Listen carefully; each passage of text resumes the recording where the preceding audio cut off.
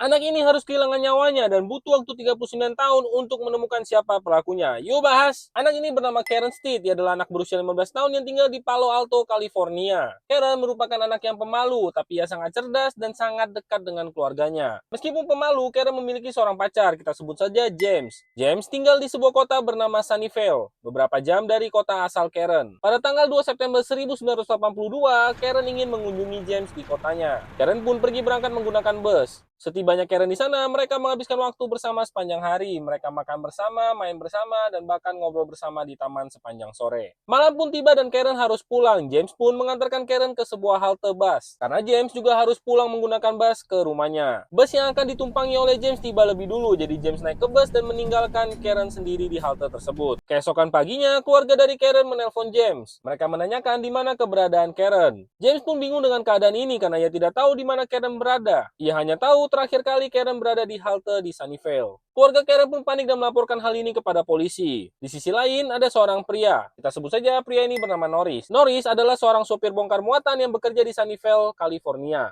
Pada tanggal 3 September 1982, Norris dijadwalkan untuk membongkar muatan di Sunnytown Mall Center. Saat membongkar muatan, Norris melihat sesuatu yang aneh di balik pagar besi, dan saat ia mendekatinya, betapa terkejutnya Norris karena ia melihat tubuh wanita telanjang yang diikat dengan tali dan penuh dengan luka tusukan. Norris pun langsung melaporkan hal ini kepada polisi. Beberapa saat kemudian, polisi pun tiba dan langsung melakukan identifikasi, dan diketahui bahwa wanita tersebut adalah Karen Steed. Karen ditemukan dengan kondisi tidak bernyawa, tubuhnya telanjang, diikat dengan tali, dan memiliki setidaknya 56 tusukan di tubuhnya. Polisi pun langsung menyelidiki kasus ini. Mereka mengambil barang bukti yang tertinggal di lokasi, yaitu sepatu pria, sidik jari yang samar, dan juga bekas cairan sperma. Namun karena kejadian ini terjadi di tahun 1982, belum ada teknologi yang cukup canggih untuk mengidentifikasi barang-barang siapa yang tertinggal di lokasi tersebut. Polisi pun terpaksa membekukan kasus ini untuk sementara waktu. Pada tahun 2019, pemerintah California memberitakan bahwa mereka akan mengangkat kembali kasus-kasus yang terhalang karena teknologi. Dan salah satunya adalah kasus dari Karen Steed. Mereka pun mengambil kembali barang-barang yang disimpan oleh polisi dan melakukan tes DNA terhadap barang-barang tersebut. Dan pada tahun 2022 muncul sebuah nama yaitu Gary Ramirez. Gary Ramirez adalah seorang pria mantan tentara Amerika Serikat yang tinggal di Hawaii. Namun pada Februari 2025